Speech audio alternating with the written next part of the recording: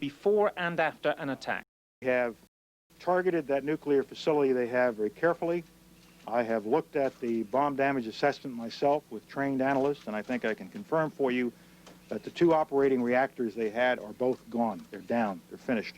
Allied bombing has severely curtailed, at least for now, Iraq's Air Force. The British were praised for daring attacks on airfields. In this case, the pilot elected to cut these taxiways here so that the aircraft in these hardened aircraft shelters could not get out to the active runway to take off. With the Pentagon stung by one critical newspaper headline saying that after only a week the war is somehow dragging on, there was a message for Saddam Hussein. The United States and our allies in this venture have the staying power to see to it that the job gets done, that he will quit long before we will. America has two conflicting aims: finish the war quickly but minimize casualties. The Pentagon has clearly signaled that it would prefer a long war to a bloody one. Gavin Esler, BBC News, Washington. The commander of the Allied forces in the Gulf has said that Iraq is using the same strategy it used in the 8-year war with Iran. General Norman Schwarzkopf, in an interview with the BBC, said the idea then had been to sit tight and take a pounding until the offensive was over. His soldiers call him Storming Norman, or alternatively, the Bear, which is the nickname he prefers. He's held in high esteem by those under his command, and the general says what's pleased him most about the Allied campaign so far is how few casualties there've been. You don't like to lose a single life. You don't like to lose a single human being out there. So you don't celebrate by saying, hey, terrific, we only had 100 people killed. That's not what you say. But what you do say is, thank God that our casualty rate was so low.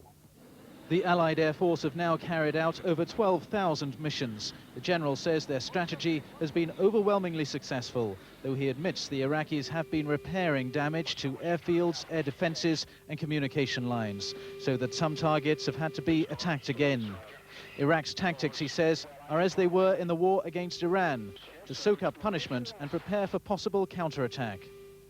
Saddam's first strategy was to sit in his defense in depth and absorb the offense. He would sit there and he would take the pounding and continue to fall back on successive positions, and was willing to sustain large numbers of casualties at his frontline troops until such time as the offensive was halted.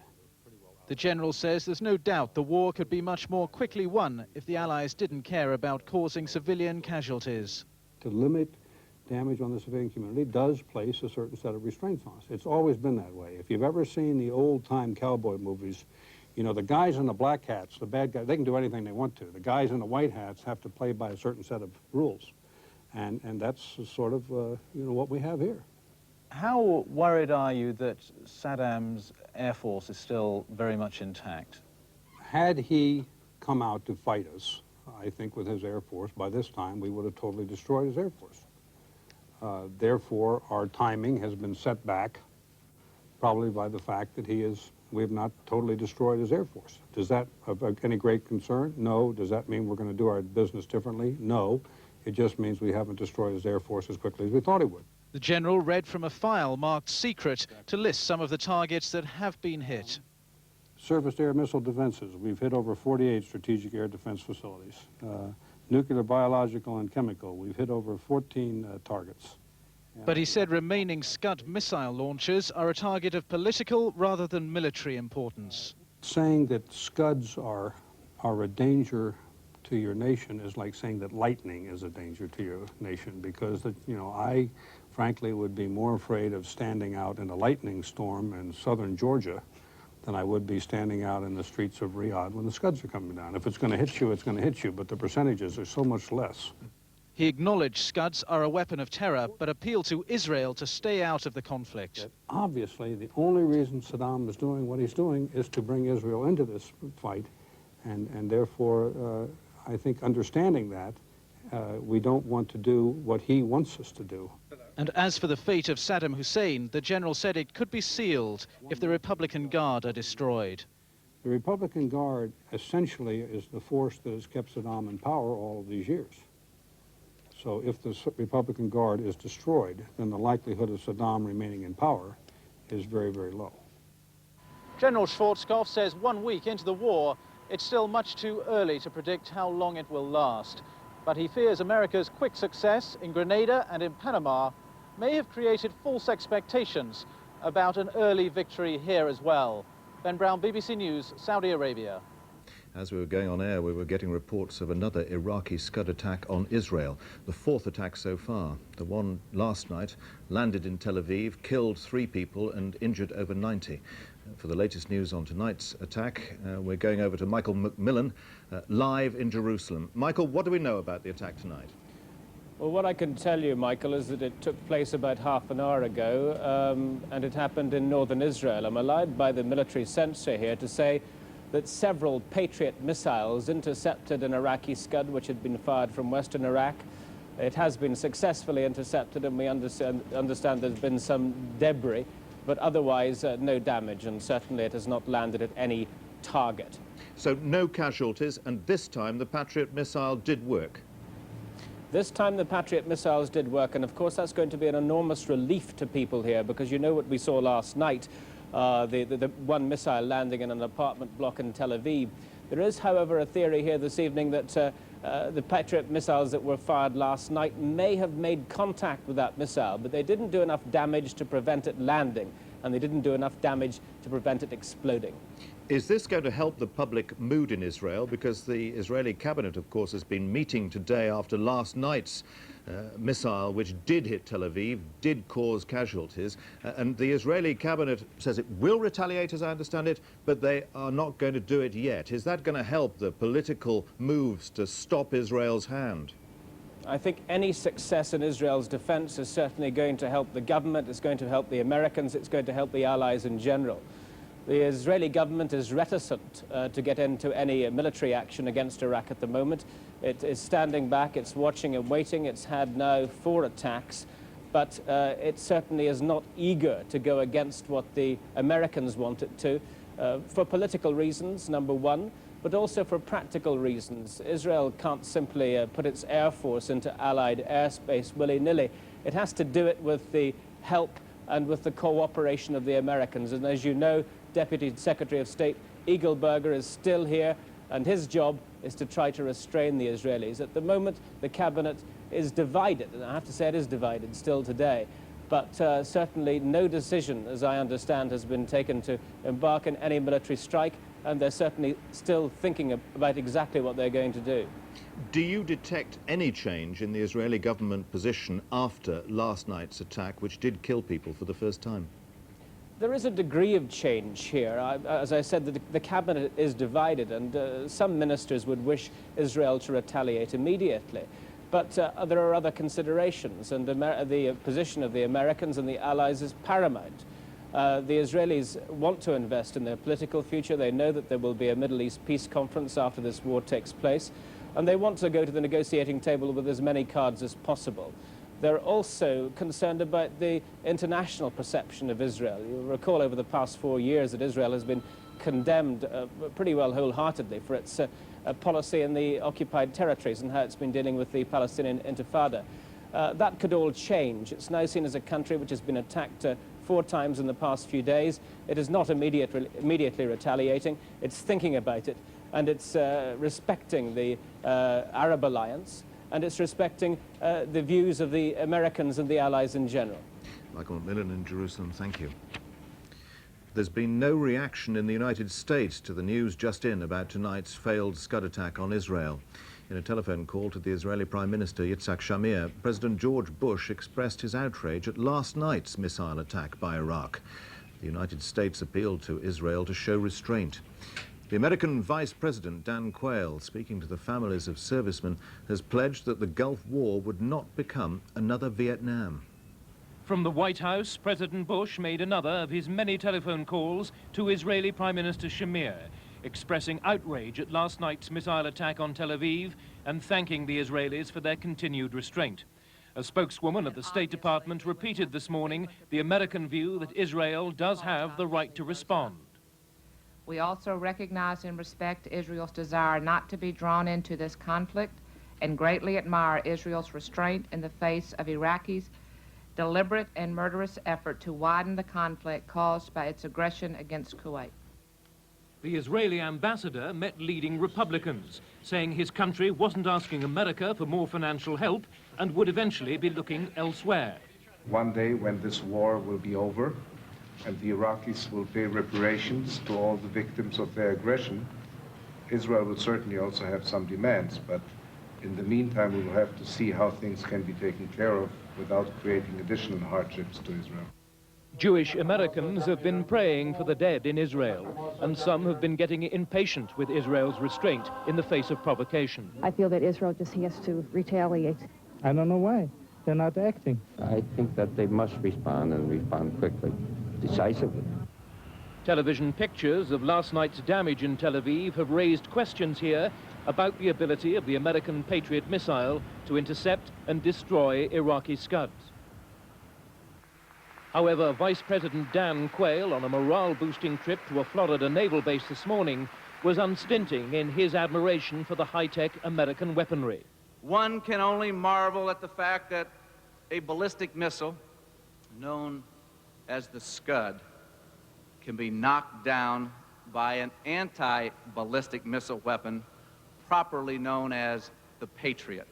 But even the Vice President had to concede that with his huge military capability, Saddam Hussein will be no walkover. President Bush is determined to minimize the risks our brave men and women face. But unfortunately, risks remain. At the end of week one of war, the White House is attempting the difficult task of reassuring and warning at the same time. Mike Smart, BBC News, Washington. Britain has also urged Israel not to retaliate against what it called Iraq's outrageous provocation. The Foreign Office Minister Douglas Hogg told the Commons that that would be playing Saddam Hussein's game. Labour's Foreign Affairs spokesman Gerald Kaufman called Iraq's attack wicked and desperate. In the view of members of the War Cabinet who met this morning, Israel has shown remarkable restraint. But they had no doubt this was the right course. The government's advice to the Israelis: if you have any ideas for suitable Iraqi targets, let the Allies hit them. At a Ministry of Defense news conference, though, there were doubts over whether Israeli intelligence on missiles would be of much help. I very much doubt if the Israelis have intelligence on Scud missiles launchers that we haven't got, and every effort is being made by the Allied air forces to locate these and take them out. The Labour leadership are equally convinced that it's in Israel's best interest not to be provoked by the Scud missile attacks. It would not be wise, either for the sake of the future of Israel, or for the international community, or particularly for the conduct of the war. Saddam Hussein must continue to fail to provoke an extension of the war. In the Commons, MPs on both sides expressed their revulsion at the attacks on Israel. The Foreign Office Minister, Douglas Hogg, answered an emergency question. He contrasted this action by Saddam Hussein with the enormous care being shown by the Allies to minimize civilian casualties. That cannot be said of Saddam Hussein, who has launched Scud attacks against cities. And by their nature, Scud attacks are undirected and indiscriminate. This is terror bombing of civilian targets. It is especially wicked to aim those missiles at heavily populated centres where civilian casualties are inevitable. No doubt Saddam Hussein is proud that he has claimed the lives of 3 elderly, innocent women. Mr. Kaufman argued that the attacks were a sign of Saddam Hussein's desperation, but that wasn't a universal view. This is not an act of desperation by Saddam Hussein, but a key part of a very important political strategy. And however much we may find yesterday's attack despicable in the West, the harsh fact of life is that it deepens and widens his support at popular level in the Arab world. Some MPs compared the missile attacks with those the Germans launched during the Second World War, and they wanted the government to pass on their feelings to the Israelis. I join on behalf of my colleagues in extending sympathy to the people of Israel in their present suffering. And will the Minister accept that not least of that suffering is, apart from the deaths and injuries that have occurred, is the knowledge that they live from day to day and hour to hour under the threat of the most horrific and random terror from Iraq? So on the involvement of Israel, as so often in this war, there's considerable agreement among MPs. The conflict has had a profound effect on the mood at Westminster. As the battle in the Gulf continues, the battle between the parties has been muted. As one MP put it, for the moment, it's as if ordinary politics has been suspended. There have been more Iraqi Scud missile attacks tonight on Saudi Arabia. We've just received pictures from the Saudi Arabian capital, Riyadh, where Patriot missiles have been launched to counter what seems to be an Iraq Scud attack. One Patriot missile climbs and seems to intercept an incoming missile. After the explosion, a second Patriot is launched. So far, there are no reports of any missiles landing in Riyadh. And the sirens went off tonight in Dhahran, in the east of the country. Our correspondent Brian Barron is in Dhahran now. Brian, what's happening? Mike, we've had a couple of alerts tonight, and within the last 45 minutes to 1 hour, as far as we know, there have been 2 Scud attacks. I can't formally confirm this because there's been no official communique, but it seems that there were 2 Scuds heading towards the Dhahran region. We heard the Patriot missiles going up, the anti-missile system, and certainly there was one tremendous explosion. It seemed to be quite near the hotel, but very difficult to be sure about that. But certainly my room shook and all the windows shook, and some dust was flying around, so it sounded fairly close. Our understanding is that the anti-missiles worked. There's no reports of any casualties or damage. So once again, it seems that Dhahran has got away with it and the Patriots have worked. Brian Barron, thank you very much. Iraq has accused Western leaders of being war criminals. The Iraqis say air raids have killed 69 civilians. Bombs have hit mosques and churches, and even the country's main baby milk factory. But the Allies say that plant also produces biological weapons, and they're aiming for military targets only. Iraqi television has been slow to produce much evidence of its claims. The remains of one missile were displayed by Baghdad, but nothing of the 160 or so aircraft it claims to have shot down. Iraqi radio says Bush, Major and Mitterrand are war criminals who've ordered the shelling of civilian targets such as villages, factories, food and medicine warehouses. And today the Iraqis took a CNN correspondent to see what they said was a damaged baby milk factory. The steel girders that had been holding up the building were twisted and blackened, and the machinery inside was a molten pile. The intact signboard at the entrance to the factory read baby milk plant in English and in Arabic. No one was injured, officials said, because the 300 workers had already finished their evening shift when the first raid had hit. Outside the plant is a large painting of President Saddam Hussein comforting a distressed child. It was unmarked by the air attack. Arnett reported that the factory was one CNN had filmed last year, and he'd been told it was the only source of powdered milk formula in the country for children under a year old. The Iraqis said it had been destroyed by aircraft firing missiles at it on 2 consecutive days. After first refusing comment, American spokesman offered a different description of their target. Apparently this facility, by what we've just learned, has military guards around it, barbed wire fence. It has a military garrison outside, and numerous sources have indicated that the facility is associated with biological warfare production. So that's some new information to add to that report that you've had. Iraqi television has also shown what it says is bomb damage to an ancient Christian church, St. Thomas in Nineveh.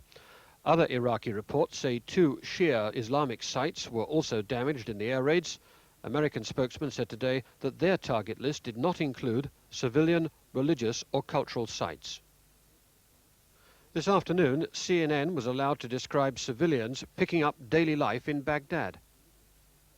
In the main marketplace around the sacred Kadiwa shrine, the crowd buying fruit and vegetables and fresh meat gave no sign of any stirring when the air raid alarm sounded very loudly nearby. And when a bomb blast shook the market area, it was probably a mile or 2 away, several minutes after the siren, the people were no more startled than if a car had backfired. There are now few sources of information outside Iraq's control. The official media, monitored by the BBC, have been low-key, listing bombing targets and giving surprisingly low casualty figures. Instead of suggesting large-scale civilian casualties, which many had been expecting, Iraq is portraying its population as unintimidated by the bombing. The number of foreign workers fleeing Iraq is increasing rapidly. Every day, thousands are crossing the border to Jordan. There, Laurie Margolis reports. Under lowering skies and chilled by a bitter desert wind, transit camp T1 just inside Jordan is again crammed with people. They're foreign workers fleeing Iraq, mostly Egyptian and Sudanese, on the first leg of a long and depressing journey home. The number of refugees coming through here in the last couple of days has gone up by a factor of 10. Before they were processing 200 or 300 a day. Now it's gone up to 2,000 or 3,000 a day. A large number, but still within the capabilities of this camp. But the great flood of refugees, the threatened number of over 1 million, still hasn't materialized. Nobody knows where they are, or indeed if they exist at all. Many of the evacuees, a more accurate term than refugees, tell similar stories of the Iraq they left hours earlier, of accurate air attacks, mostly on military and industrial targets with relatively few casualties. But they do report civilian deaths. I think like 10 or 15 guys were dead in a place called Fallujah when there were a bomb on the post office. I think all the buildings which is near the post office, all the guys were dead. And there were many others who had been wounded. Despite the apparently grim and chaotic conditions here, the process is fairly efficient. The evacuees spend a night or two under canvas. They're fed, though many said the food was insufficient. They face a troubled future as they're forced out of their jobs back to some of the poorest parts of Africa. On fleets of buses, they're all heading for the southern port of Aqaba and a sea journey to Egypt. Laurie Margolis, BBC News on the Iraq-Jordan border. More British Tornado aircraft have been sent to the Gulf to replace those lost in the first week of the war. 4 have gone missing in combat. A 5th developed mechanical problems just after takeoff and crashed. The crew have been talking about what happened. In the desert close to an airfield, the wreckage of a British Tornado, lost through malfunction rather than enemy action. The crew safe after ejecting. Hours before, these pictures showed the same Tornado being made ready for the sortie. The crew making final checks, during which, apparently, no problems were found. This was to be the lead aircraft in an attack on a target in Iraq. I recognise it's a high-risk operation. As far as I'm concerned, my main concern is I've got a lot of my youngsters behind me tonight, and I've got to make sure they get back. With that, they set off, but within seconds of takeoff, they lost full control. Landing was impossible, so fuel and weapons were dumped, and the plane left to crash in an unpopulated area. Wing Commander Heath found himself in a field hospital, giving a second interview sooner than he'd expected, revealing his mixed feelings at the news that his injuries will put him out of the war. It's something that's gone through my mind, you know, that you feel quite guilty about. I mean, I should say that from my wife and my family's point of view, that I'd be delighted to go home. But actually, in truth, of course I am delighted to go home, but I'm actually concerned now that I will leave my squadron behind. And whilst I have no doubt that they'll manage without me, and in fact the youngsters might say they'd be better off without me, but in truth the fact of life is I feel that I'm deserting them at a time that is most critical. For those still flying, there appears to be no shortage of bombs to continue the task of cratering Iraqi airfields. British officials say the work is going well. The RAF has released a recording of relaxed cockpit conversation in the seconds before a bomb is dropped. There's light up there, I don't know who that is. Oh, I know, it's somebody in Burner. Right, climbing off the target. It's good, it should be going soon. 1 mile to release. Right, we're getting the odd stuff coming up near us. Bombs away. Okay, they've gone. Come left, climb. Returning pilots express confidence in their aircraft. Good jet. I mean, this one got us there and back. Very pleased about that. Along with the jokes, there is real concern that the RAF has suffered proportionately higher losses than other Allied air forces. The fact is, though, that low-flying bombing raids on airfields are dangerous. The dangers cannot be wished away. The official position is that the losses, though tragic, are lighter than expected. But as more Tornadoes leave on missions this evening, it seems likely there will be a variation in tactics to try to make their non-stop work slightly safer. Justin Webb, BBC News, Eastern Saudi Arabia. The capture of 6 Iraqi soldiers when American troops exchanged fire with an Iraqi patrol on the Saudi Arabian side of the Kuwaiti border was a rare encounter between the opposing ground forces. Our correspondent Martin Bell is with the tank crews of the 1st Armoured Division, and he sent us this report as they continue to prepare for the encounters that may yet follow. It is a hostile environment. 4 days of rain have turned this desert into a sodden moonscape. The gravelly sand has dissolved into mud. The tracks are awash with standing water. In these conditions, where much of soldiering is digging for cover, men of Britain's 1st Armoured Division prepare for what lies ahead. The weather then will be the least of their problems, but still, it's not what they expected. Weather ain't too good, is it? I was expecting a suntan myself. It had to happen. The British weather follows us wherever we go, so it had to rain over here, didn't it? Well, it's pretty undesert-like. When you first came out here, you expect to see the sun, the camels a lot. All we've got here now is loads of mud, loads of rain. Hopefully it's going to dry up a little bit. There's a part of this desert that the British have claimed as their own. It is close to what will be the jumping-off point of the 1st Armoured Division, and into it are rolling the supplies, the combat units, and the Challenger tanks with their extra armour, some 2 tons of it fitted. To get them through, they'll need more than this, but to have the Iraqi fortifications in front of them seriously disposed of. One of their officers has studied these fortifications from a position in the front line itself, and this is his assessment. I think we'll be quite successful with the equipment that we've got in dislodging them quite quickly, and especially with the air power we've got. What will the air power and the artillery have to have done before you would be happy taking your tanks through? It would have to, for the infantry point of view, which is what we're concerned about, is getting the infantry onto the enemy position. We'd like to see the sand walls broken up, wire entanglements broken up, possibly the tanks moved, dislodged from their positions into more open positions where we can engage them. It's the furthest forward that these Challenger tanks have been, churning north through the mud to their new positions. There they will wait for the word to go in, and though there is a detailed battle plan, they themselves do not know when that will be. The sense of imminent battle there was a short time ago has changed. This could take a little bit longer. The sky has to clear, damage to be assessed, and the enemy fortifications pounded to bits. Then we shall move. This is Martin Bell with the forward British Brigade for the British Television News Pool. As the Gulf War enters its 2nd week, British forces have been preparing for the possibility of a long conflict. They're being trained in how to cope with the stress and fatigue of battle. From eastern Saudi Arabia, our chief news correspondent Kate Adey reports. This has been the training. Live ammunition, tough, realistic, even frightening.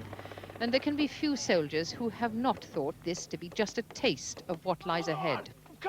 And the emphasis on equipment, tactics, being prepared, can pale in the waiting period beside what soldiers imagine a battle will really be like and how they will cope mentally. So the army in the Saudi desert, on its way to battle, is trying to come to grips with stress, psychological damage and battle shock. Since the Falklands, where physical injury was a priority, much has been learned of the importance of emotional damage. It wasn't the fact that we were going down there, it wasn't the fact that other ships were being hit and then eventually we got hit. That wasn't, in my mind, stressful. Videos and lectures, discussions with psychiatrists, senior NCOs with the 14th, 20th King's Hussars contemplate leading their men into the fight. To a certain extent, you tend to forget about your own individual fears because you've got a certain amount of responsibility. I think you tend to forget about your own individual fears and worry more about your actual boys that you've got. I think the time we're going to feel it is if we ever get that momentary lapse where we just sit down and perhaps think, what was all that about? But then it's the case of being a senior non-commissioned officer, on your feet again, and let's get the boys forward. And keeping men going up on the front line is not just a military decision. It is the medical advisor's method of dealing with stress, strange though it may seem. Battle shock is not an illness in itself. It's a very temporary reaction to the intense stress of battle. And it's a normal reaction happening to a normal individual in a very abnormal situation. The fact of the matter is the person is best helped by being kept with his comrades and not being allowed to go to the rear. Ultimately, though, much depends on the attitude of an individual soldier. Being killed myself personally, I wouldn't like to be killed, but it's a job and we've got to do that job. You know, I signed on the dotted line when I was 16, and since then I've had to do that job since I was 16. And if I have to die for my country, it's just one of those things. I'm out here to do a job, and I want to do that job to the best of my ability. This is Kate Adey with 1st Armoured Division for the British Television News Pool. Iraq has told Turkey that it'll hold it fully responsible for allowing the Allies to use one of its air bases to launch attacks. It described Turkey's decision as unjustified aggression. The Turkish government says it hasn't yet received the message, but there is concern that Iraq may retaliate. For the people of Adana, the American warplanes are a constant presence. The town is just 3 miles from Incirlik Air Base, now home to the American forces. As the aircraft fly on bombing raids to northern Iraq, Adana waits, hoping it won't be dragged into a war it doesn't believe in. People here are continuing their lives as best they can, their ways unchanged for decades. But many express fears that the airbase makes them a target for Iraqi Scud missiles. They're angry with their government, accusing it of not helping them prepare for any attack, and annoyed it's allowed the Americans to fly from Turkish soil. The people feel afraid, you know. They don't know how, if the bomb comes from Iraq, the gas bomb, what will they do? They don't know that. And nobody have a gas mask. At Adana's bus station, activity has been increasing since the war started. Thousands of people are fleeing the town, seeking refuge from what they believe is the danger of an Iraqi strike. This smoke trail, the remains of a Patriot missile accidentally fired from Incirlik, has done little to calm nerves, only emphasizing the state of alert. With more aircraft coming back from missions all the time, local people believe Saddam Hussein must retaliate, unwilling and unable to let the opportunity pass. Many of Adana's buildings now have notices telling people where to go in the event of any attack. Shelters are primitive, though, offering no protection from chemical weapons. Jonathan Charles, BBC News, Adana, southern Turkey. Tonight, the Pentagon was clearly trying to steady American public opinion. Joining me now from Washington to assess the situation there after a week of war is our chief North American correspondent, Gavin Esler. Gavin, after a week of war, the American public seems to have swung behind President Bush, but for how long? It looks like a long haul. Are the Americans ready for it? I think they are dug in for a long haul, as far as one can tell at the moment. There is clearly a conflict between the need to bring about a quick ending to this and the need to minimize casualties. The Americans are clearly not going to go crashing in and engage on the ground until they are ready. I would say, though, that with 3 out of 4 Americans supporting the president's policy, it looks fairly firm at the moment. And one piece of anecdotal evidence, a friend of mine who was somewhat cynical about the president said to me yesterday, look, Saddam Hussein is now attacking Israel. He's threatening Turkey. He's invaded Iran. He's invaded Kuwait. He's threatening terrorism. Maybe the president was right. We have to support him now. And I think that, as far as I can detect, is certainly the mood of the week here. Is it more than support? Are the Americans more belligerent now, perhaps because of the parading of Allied airmen? I think they're extremely belligerent. I don't think there's a single button that Saddam Hussein could have pushed that would have released a hotter response than parading Allied airmen in front of television cameras.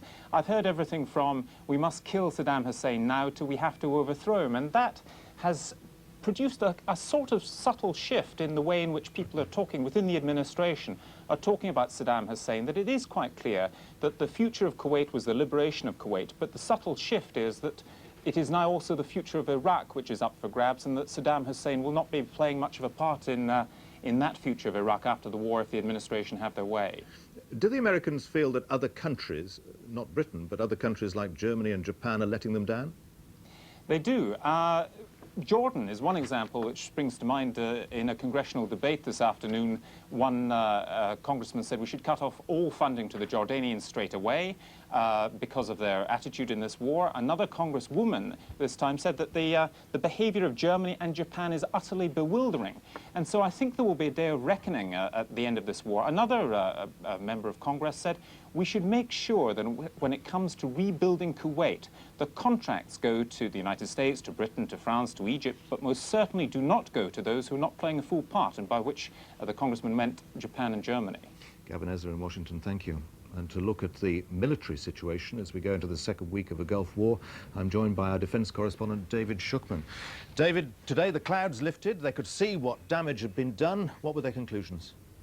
Well, the initial conclusions seemed to be cautious and confident that gradually Iraq's military machine is being, in the military term, degraded. They emphasise this is the beginning of a process, but they point out some of their successes. For example, the Ministry of Defence computer in Baghdad, they say, has been destroyed. They point out they've made severe inroads into the capability of Saddam to produce chemical weapons, though they point out they haven't managed to destroy his chemical weapons storage facilities.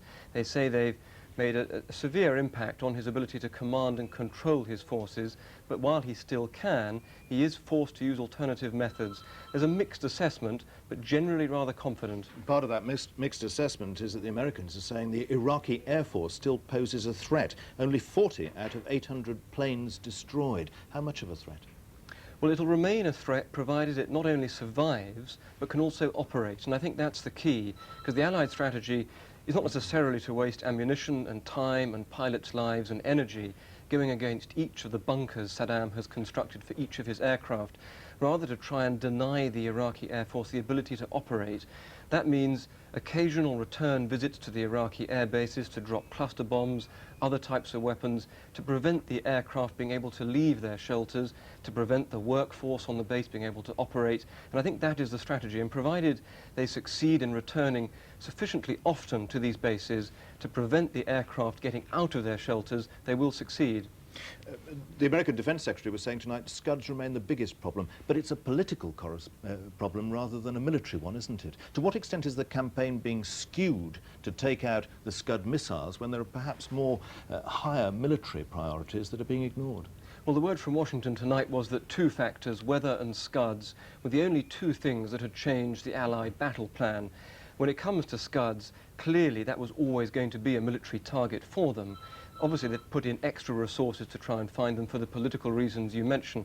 I think one of the key areas of resources they've had to divert is the reconnaissance effort. We do know that the RAF Tornado reconnaissance planes are diverting a lot of their time and energy now to hunting for Scuds when they could be, or could have been, searching for other targets. That is just one example of how the Scud threat has skewed the Allied effort. David Shukman, thank you.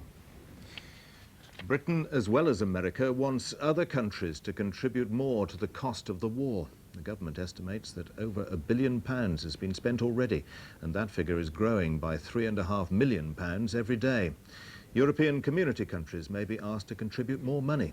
The President of the European Commission, Jacques Delors, told the European Parliament today that the lack of European agreement over the Gulf crisis has cast doubt on its determination to achieve closer political union.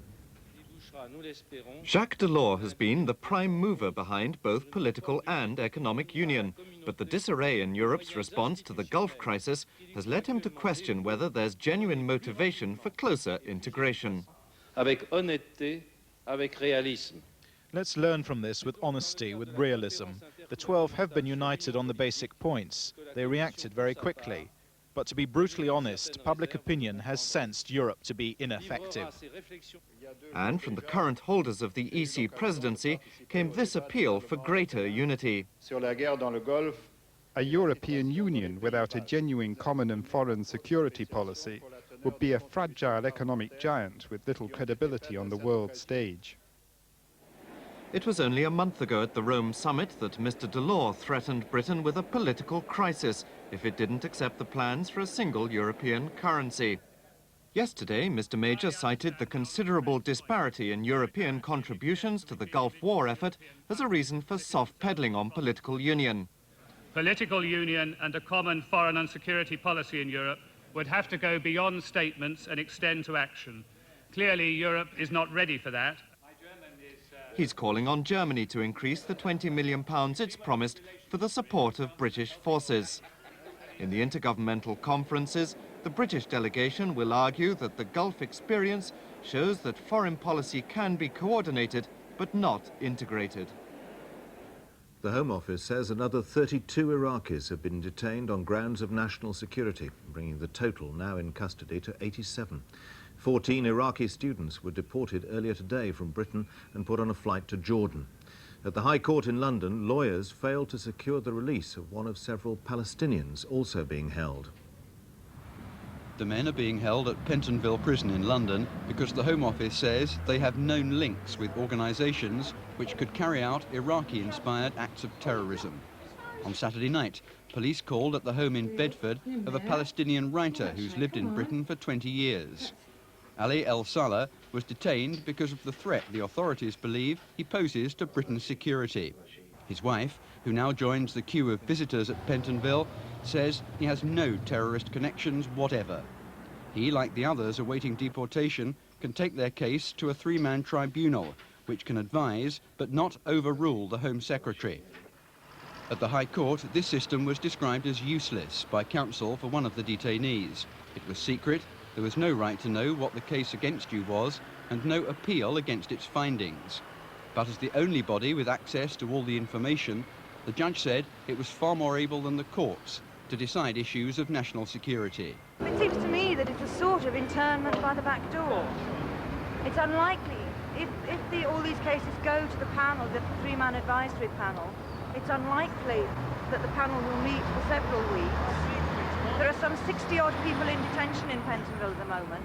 If every one of those cases goes to the panel, and every one of those cases takes 3 or 4 days to be heard by the panel, people are in detention for months and months and months.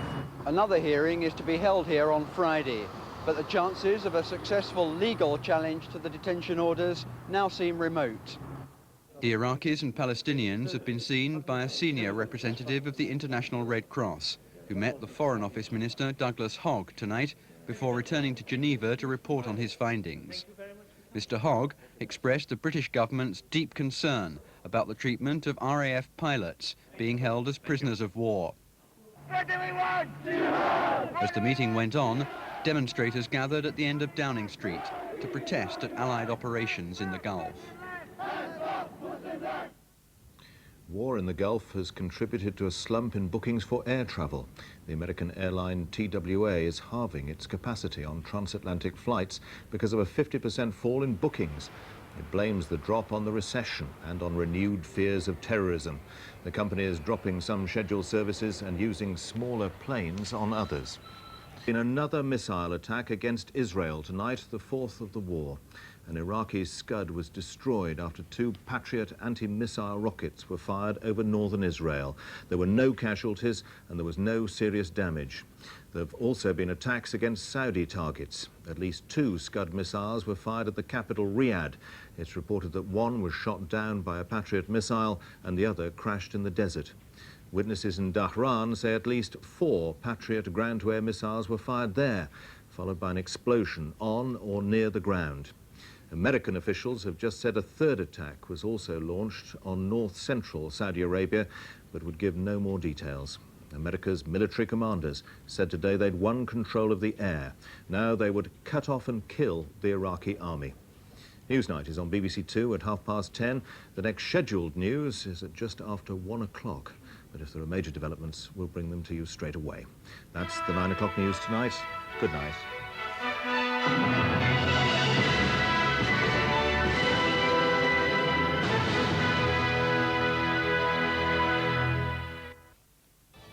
The Royal Navy sees its major action of the Gulf War.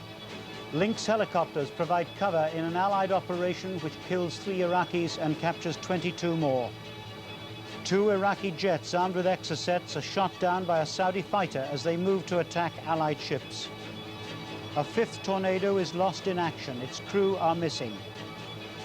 And 3 die in Georgia as nationalist protests sweep yet another Soviet republic.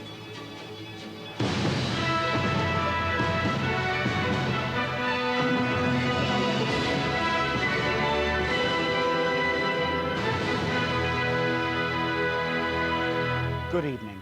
The Iraqi Air Force made its first attempt to carry the war to the Allies today and failed. 2 of its fighters, heading to attack a naval force which included British ships, were shot down by a Saudi Air Force F-15 fighter. Another skirmish involving Royal Navy Lynx helicopters saw 3 Iraqi ships sunk. The day of Allied successes was marred by the loss of another British tornado. Relatives have been told.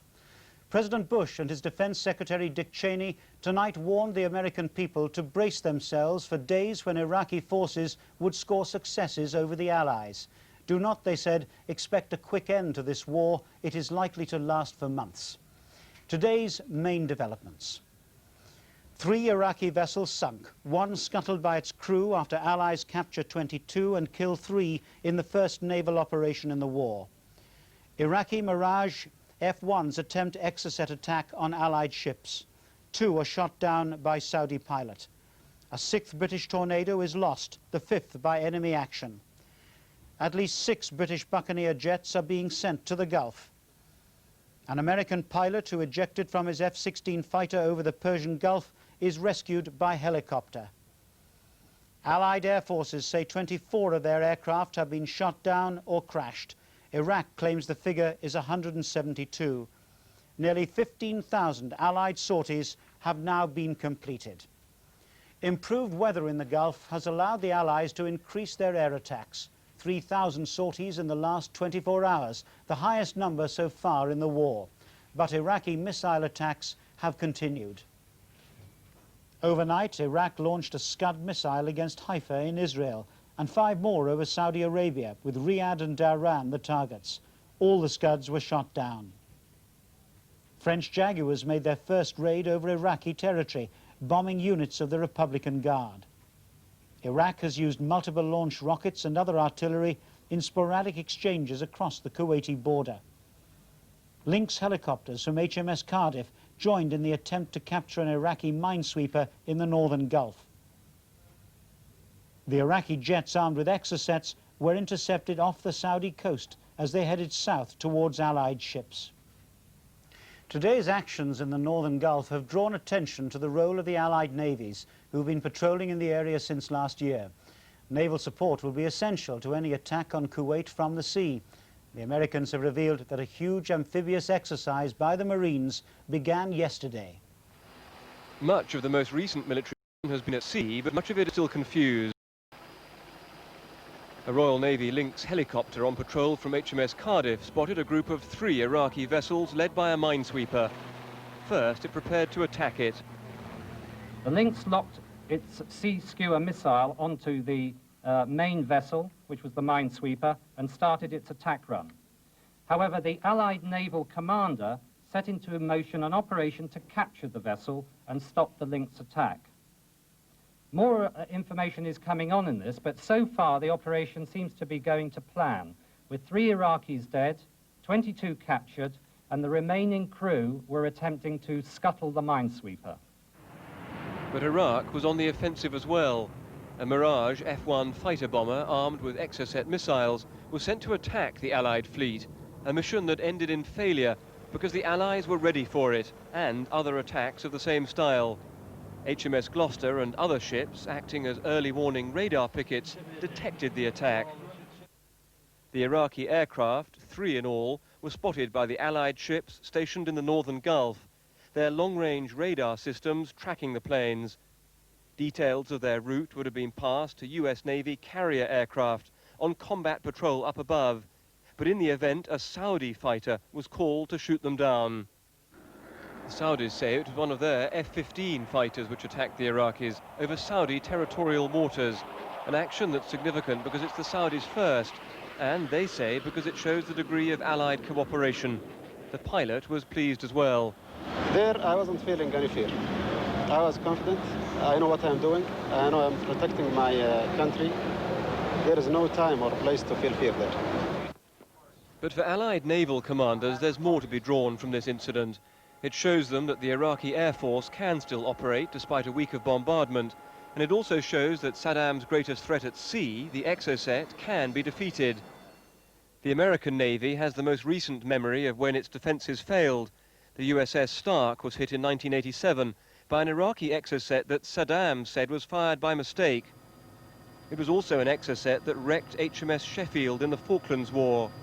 But since then, Allied navies have invested heavily in air defence, devising a system of layers to guard their ships. But our defences today are much improved since 1982, and with the layer defence and the many other forces we have in the Gulf, I think the chance of any Exocet hitting one of our ships is remote. So the Navy's now emphasise offensive operations. The US Marines have begun a huge amphibious landing exercise, a reminder to Saddam of Allied intent. US Marines dug in along the Saudi border have been firing on Iraqi positions in Kuwait. The shelling started in reply to what the Marines have called harassment by the Iraqi artillery. It is a black night with the moon being obscured by the cloud moving across the border. On the Allied side, no lights are shown at all, other than the flashes of the 155mm howitzers of the 1st Marine Division. This is one of the first American ground actions of this war, a lightning advance, an artillery barrage, and then pull back. Well, I'm pretty excited about it. I think that what we did here was real important.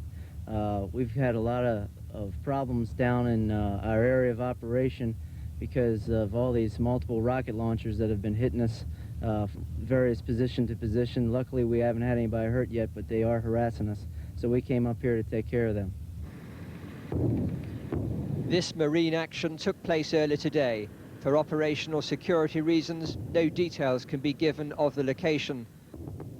Because of the covering darkness, it's not known if the Iraqis suffered casualties or indeed whether they were in the positions the Marines were targeting. But these phantasmagoric moments along the border are the first salvos as two enormous armies grope towards each other. Brian Barron, BBC News, Eastern Saudi Arabia. Another British Tornado aircraft has been lost. The news was given by the Defence Secretary at a briefing in London. He said the two-man crew were missing and their families had been told. This brings to 6 the number of RAF Tornadoes that have now been lost, 5 of them in action. Allied airmen have so far completed nearly 15,000 sorties, some of the most dangerous tasks being undertaken by Tornadoes based in Bahrain. The RAF there has released a recording of a Tornado crew on one of their bombing missions inside Iraq. Tornado crews flying from Bahrain have struck heavily defended targets. This cockpit recording of a crew from 617 Squadron was made during an attack run on an airfield in Iraq. The voices carry tension and drama of a kind experienced by the unit's predecessors, the wartime dam busters. Coming in, running in, 1 mile, nothing on the RHWR. Okay. Over ready. Okay, committing. There we go, it's going. Keep running. There's the canisters. Right, let's go left. 240. Keep running, that's the airfield. No problem. We're up at 600, I'm tapping. Nothing on the RHWR. Keep running. Okay, that's looking good. It's all behind us now, let's get back down. Daylight is a time for Tornado crews to rest. Their attacks take place mainly at night. 3 Tornadoes which set out from here have not returned. Initially, the losses were blamed on misfortune, but flying over heavily defended targets clearly carries risks. You can't put losses like that down and the fact that you've suffered more than somewhere else, all down to purely to luck. It's just a reality, a very sad reality of war, that losses will be inflicted. Allied commanders believe the air offensive can be sustained for weeks if necessary. The possible emergence of the Iraqi Air Force does cause some concern, but they believe that a few changes in tactics should keep Allied losses to the minimum. Mark Urban, BBC News, with the RAF in Bahrain. Our correspondent Brian Barron joins me now from the Dhahran Air Base in Saudi Arabia. Brian, I gather that yet another Tornado limped back home tonight after it was shot and hit during a raid into Iraq. What more do you know about that from the debriefing of the crew? They made it back across enemy territory, right the way across Iraq, and then occupied Kuwait, and finally did put it down in Dhahran. And apparently the Tornado, a GR Tornado, in other words, a Tornado bomber, was quite badly shot up. I believe that it might have taken hits from anti-aircraft fire, possibly also an explosion from a surface-to-air missile, a SAM, nearby. I gather that they had engine trouble, something to do with starting up the rear thrust and losing some fuel. And at one stage they thought they were going down, but they did bring it back. They have been fully debriefed. The plane will have to be completely checked out, will be on the ground for several days, and the crew now are resting, safe and sound. We've seen Iraqi fighters with Exocet missiles coming out over the Gulf today. Is that regarded as an expansion of the air war? Oh, undoubtedly, because it's the very first time that the Iraqis, since the war began 1 week ago, have actually initiated an offensive, however minor, however small the sort is, of their own. Now, we imagine they were going for lucrative targets in the Gulf itself, presumably, ideally an American aircraft carrier or something like that. But what all this means is that despite the best efforts of the Allies, especially these extremely courageous Tornado crews, to shut down these scores and scores of Iraqi air bases, despite all that effort, a certain number of air bases are open, others are being patched up, and the Iraqis are probing around, trying to see where any weak links in the Allied offensive operation are. Brian, very briefly, a huge amphibious operation taking place in the Gulf tonight. What more do you know about it? I understand it's at least 60 or 70,000 American Marines. In disclosing that, I'm not actually breaking any sort of security operation details or restrictions whatsoever. The aim is undoubtedly, in this massive rehearsal for an amphibious landing, to send another unmistakable signal to Saddam Hussein that an amphibious landing, just like in Korea 40 years ago, is on the cards sometime in the near future. Brian, thanks very much indeed. And we stress, of course, that that operation is, of course, a rehearsal. The White House tonight warned that the war is likely to last months and the American people should brace themselves for some setbacks. President Bush is reported to be concerned that Americans are expecting a quick end to the conflict. There's renewed anger in the United States over fresh Iraqi television pictures of an American prisoner of war. President Bush and the War Cabinet met Republican Party leaders to brief them on the next stages in the Gulf War, having given the clearest hint yet that Saddam Hussein must be overthrown. The president would shed no tears for Saddam, he said, reflecting the public's bitterness over the abuse of Allied prisoners. The performance of Saddam Hussein to this point has been revolting, and everybody agrees, I think, who is sympathetic to the plight of prisoners who've been paraded on television and others who've been brutalized by him, that his kind of leadership cannot be tolerated by the world community.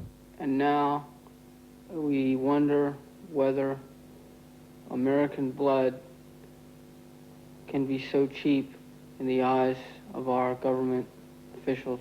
The daily video nasty from Baghdad television may cheer the Iraqi population, but the robotic performance of U.S. Lieutenant Jeffrey Zahn being questioned by the man who reads out Saddam Hussein's speeches has helped inspire congressional discussion of how best to organize war crimes tribunals. And if you and your henchmen are guilty, we will give you the same punishment that was meted out at the Nuremberg trials to Nazi war criminals following World War II. Get the message, Saddam Hussein? Even at the State Department, where they protest that war aims are strictly in line with UN resolutions to liberate Kuwait, they were hardly diplomatic. The fact that the President of the United States has said that he would shed no tears if the Iraqi leader were to disappear. It's not the first time the President of the United States has expressed those sentiments, and I believe that they're sentiments that are shared by any number of people.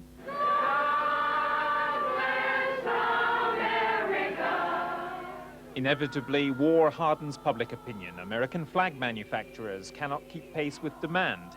And if George Bush promised a kinder, gentler America, that does not apply, even in effigy, to the leader of Iraq. Gavin Essler, BBC News, Washington. The Iraqis say there have been 10 further Allied air raids over Baghdad today. They've also given what correspondents say is the first account of military casualties. They say in the first 5 days of hostilities, 90 members of their armed forces died, suggesting the Allied bombing was proving ineffective. The official picture coming out of Baghdad today has been of the Iraqi people in defiant mood, unrelenting in their support for Saddam Hussein and undeterred by Allied bombing raids, which the Iraqis claim have been largely ineffective against military targets and have been hitting civilian and religious sites instead. The Iraqi ambassador to Paris went on the offensive on American breakfast television. A systematic bombardment of the civilian targets is taking place in Iraq. And believe me, this is a very dangerous game the administration is playing, because they are thinking by doing that they will demoralize the Iraqi people. They are committing a big mistake, and we will see what the world is going to say when all this destruction of the civilian targets is going to come up. The only Western reporter in Baghdad has been describing how people are coping in the bombed Iraqi capital. I think they've adjusted very quickly to what's going on. There are vegetable stores open. They seem well supplied. I think the prices are pretty steep, but I'm not sure about that. I did hear that those who had refrigerators and had been used to living in a technological society, when the power went off, they lost lots of things in the refrigerators.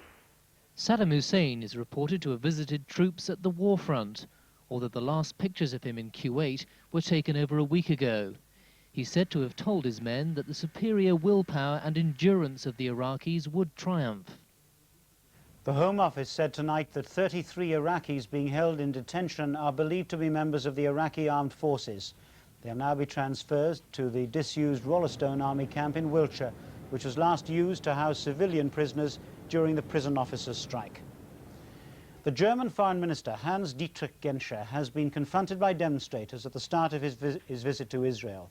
The protests were over the alleged role of German companies in developing Iraq's chemical weapons. Mr. Genscher arrived here, in his own words, to express solidarity with Israel against Iraq. They took him to see the damage caused by the missile attack upon Tel Aviv 2 nights ago. There had been demonstrations here about his visit as he arrived. At this spot, there was another. Germany helped create the new Hitler.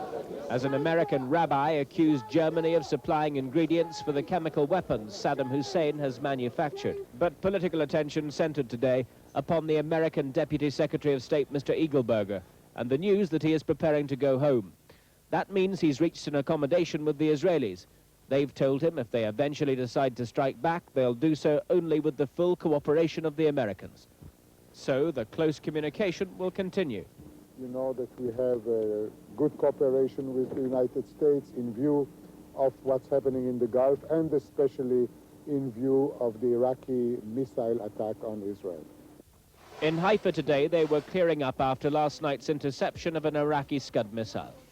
Some homes had debris and blast damage, but the success of the American Patriot missiles has greatly boosted confidence that Israel has at least some defense against what it sees as no-warning terrorist-type attacks. Michael Macmillan, BBC News in Jerusalem. The Egyptian President Hosni Mubarak has said it's not too late to save Iraq from the horrors of further war, providing Saddam Hussein agrees to pull out of Kuwait.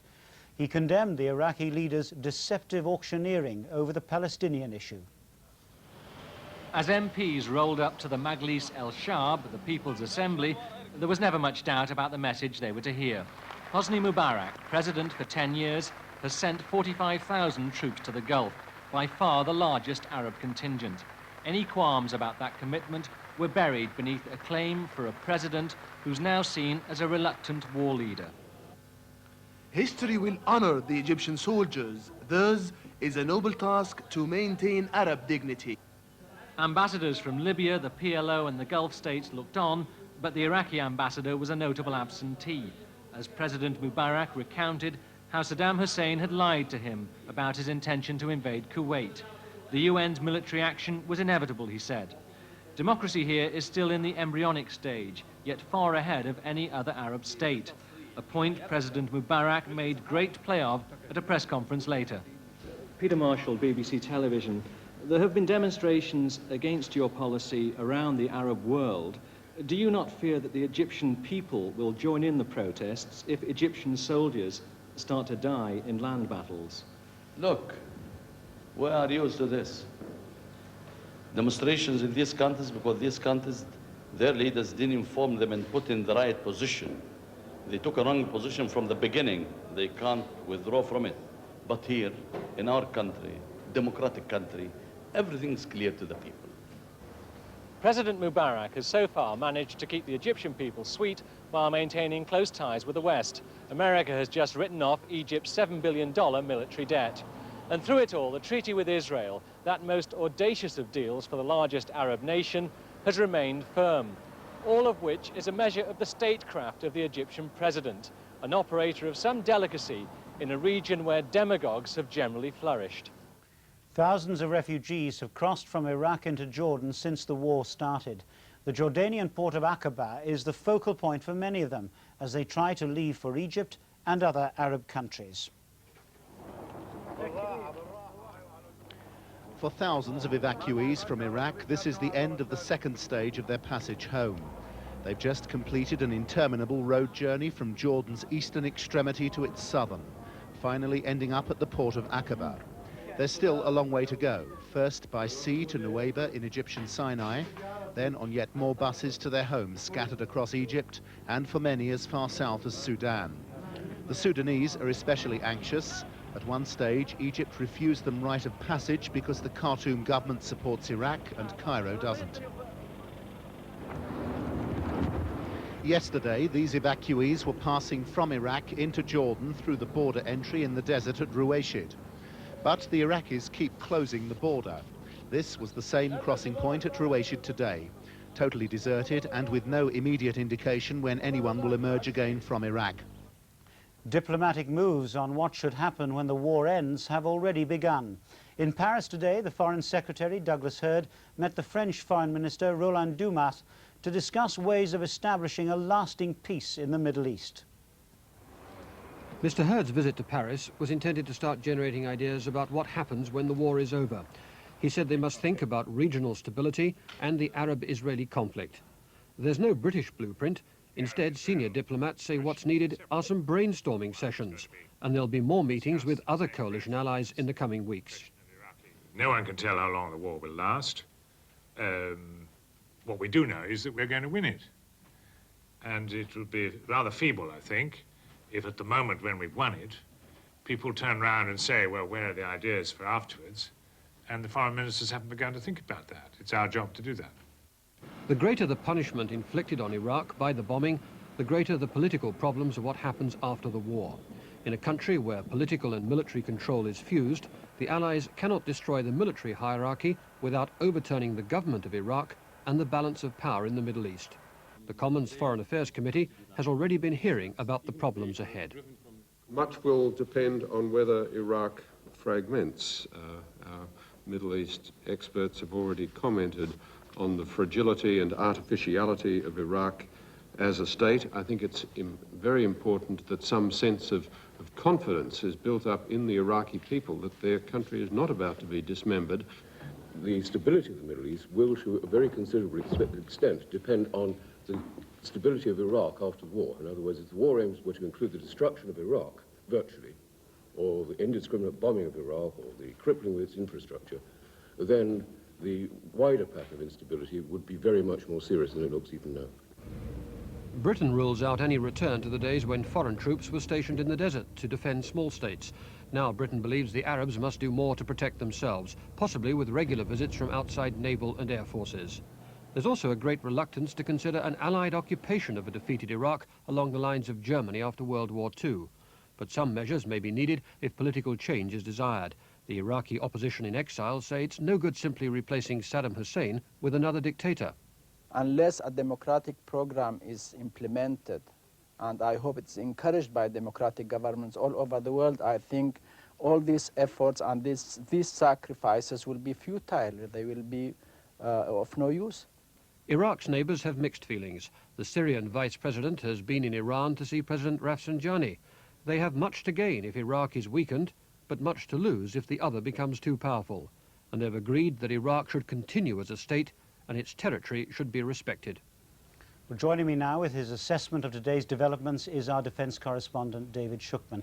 David, before we go into that, I gather we're getting reports through at this moment that the Allies may have captured a piece of Kuwait. What do we know about that? Well, let me explain what we do know. We have had a report, a one-line report from a British television pool reporter afloat in the Gulf with the Royal Navy, who says that a small island off Kuwait has indeed been captured by the Allies.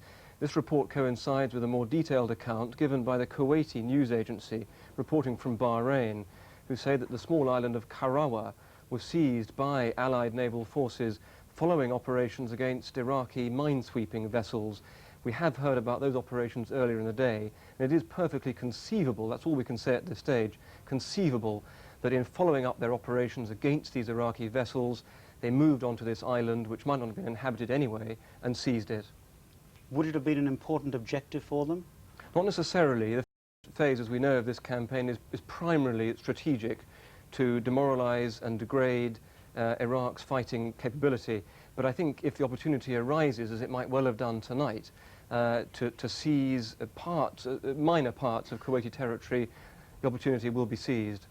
We've seen today Iraqi planes going on the attack for the first time. How significant is that? Well, I think it will be a matter of some concern to Allied commanders. They've always been aware of the danger of the fact that though the vast bulk of Saddam's air force has not been destroyed, there's always been the risk that he could do some kind of breakout. And one breakout that was always mooted as a possibility was that his Mirage F-1s with Exocet missiles could strike Allied shipping, particularly at vulnerable stages of the campaign. This has happened in a minor way today. It'll keep Allied commanders on full alert. A reminder that because the Air Force, the Iraqi Air Force, has not been destroyed, they can never discount it. Of course, the details of that incident, the shooting down of the Iraqi planes, is somewhat confused. Is that deliberate? Is this the fog of war that we've heard so much about? Well, I think conceivably there is the deliberate withholding of some information, possibly for obvious and justifiable operational reasons. But I think beyond that, the fog of war has descended in some ways on some aspects of the information machine. The Allied effort involves bringing together different information procedures from the different governments. And that has meant that during the course of today, for example, the engagement against the Iraqi planes, the accounts have been very confused. British sources were implying that American planes had shot down the Iraqi fighters. The Saudis were claiming that they had. And so this is one example, I think, of the fog of war descending. David, briefly, we've heard today that Buccaneer aircraft are going out from Lossiemouth. Now, these are pretty elderly aircraft. What possible use could they be in a highly technological modern conflict? Well, I think their deployment should be seen in the context of General Schwarzkopf's campaign of precision bombing. The Buccaneer, as you say, is an elderly aircraft, but it has been refitted very extensively inside in the last 4 years. In particular, its laser target designator is a key asset here, allowing the Buccaneer itself to drop laser-guided bombs on very particular targets, but also to help other planes like Jaguars and Tornadoes guide their bombs onto targets as well. So a significant addition. David Shukman, thank you very much indeed. The Prime Minister told the Commons that the Iraqi ambassador will be leaving Britain very shortly. The Iraqis say Dr. Azmi Shafiq al-Salili is going because he's finished his tour of duty, but Britain has indicated that Iraq will not be allowed to replace him. Tonight, Mr. Major said that the expectation must be that there will be a land battle against Iraq. But he told a meeting of backbench MPs that it wouldn't happen until the Iraqis had been sufficiently weakened to minimize the danger to Allied troops. The Cabinet today heard a sober but confident report from the Prime Minister on the progress of the war. He said the air attack day by day was weakening the Iraqi capacity to wage war, but it was impossible to say how long this would last. It might be quite a few weeks. Douglas Hurd is to produce a Foreign Office paper on how the international community should share the cost of the war. Whitehall's indignant about the dilatoriness of some of Britain's European partners. When John Major went to the House for questions, he discovered that his supporters felt those who bore the heaviest burdens should benefit in post-war business. Once Saddam Hussein has been expelled from Kuwait and reinvestment and reconstruction can commence, that those countries that have contributed most to the Allied effort in terms of money, material and men